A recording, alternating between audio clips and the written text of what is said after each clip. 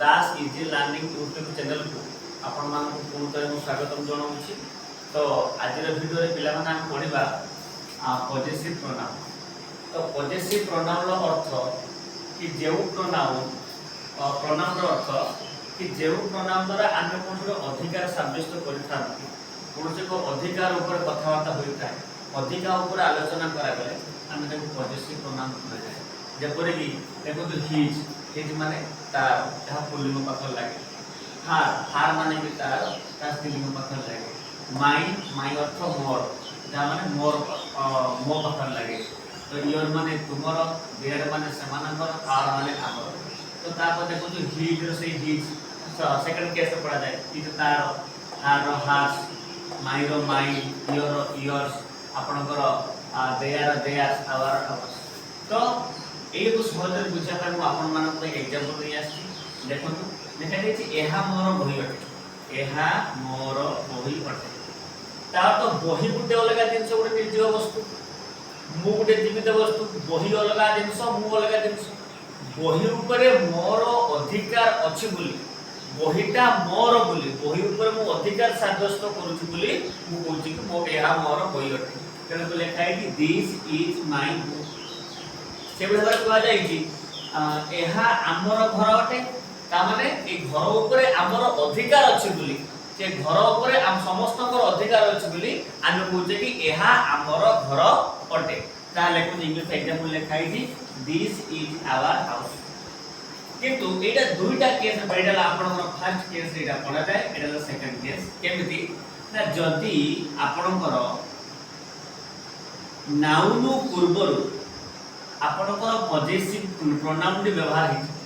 मन रखु कि नाउनु पूर्व पजेसिव प्रोनाउन व्यवहार है, नाउनु पूर्व लगी ताहले आपनकर आसीबो पजेसिव प्रोनाउन टी आपनकर नाउनु पूर्व आसीबो। एग्जांपल बुझे दोची आराम से बुझ पाइबा आपण। देखाइ छी एहा मोर बही अटे, एहा मोर बही अटे। तो दिस इज माय बुक। तो बहीटा आपनकर गोटे नाउन, तो बही इंग्लिश है आपनकर बुक, तो मोर इंग्लिश है कौन माई। तेणुक यह मोर बोली जेहेतु बही रूपक नाउन ता पूर्व मोर रूपक पजेसिव शब्द लगे अधिकार सूचाउची, तेणु कहगला दिस इज माय बुक। आशा करते बुझ पाते सेही बाक्यटा को सेकंड फेज रे आपण देखंतु देखिछि एही बोईटी मोर वाक्य किछि बड़ कथा नै, वाक्य रे किछि डिफरेंस नै, खाली एति कि एही बोईटी मोर। ता माने बही शब्दटी मोर शब्दटी बही शब्दर परे अछि, एठी सेही मोर शब्द थिला कि बही शब्दर पर अछि, त नाउनु परे लागि। एठी नाउनु पूर्वरु लागिले पजेसिव वार्डटा नाउनु पूर्वरु आसीबो, नाउनु परे लागिले आपण पजेसिवटा वाक्यर शेष होई लेखाइ। देखो दिस बुक इज माय, एहा एही बहीटी मोर। तेणु करी कि दिस बुक इज माय अलग कथा हम कहि परिबा, मु कहबी एहा मोर बही अटे, एहा मोर बही, त बही पर मोर अधिकार अछि। ता माने मु जेति कि सियोरिटी को एही वाक्य न दोउची एहा मोर बही अटे, होय त ए बही रे बहीटा आउकार हेता पर, किंतु एही जे सेकंड फ्रेज आपण कहिबे ता अर्थ ए बही ऊपर केवल मोर अधिकार अछि।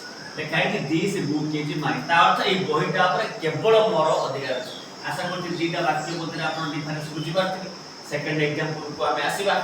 लिखाइ कि एहा हमर घर अटे, ता माने घरटा हमर अटे, घर ऊपर हमर अधिकार अछि। देखु एठी सेमिति घर गुटे नाउन, ता पूर्वरु पजेसिव लागि छि हमर। लिखाइ कि दिस इज आवर हाउस, एहा हमर घर अटे, हाउस रूपक नाउन पूर्वरु पजेसिव लागि छि, पजेसिव प्रोनाउन लागि छि आपनकर आवर।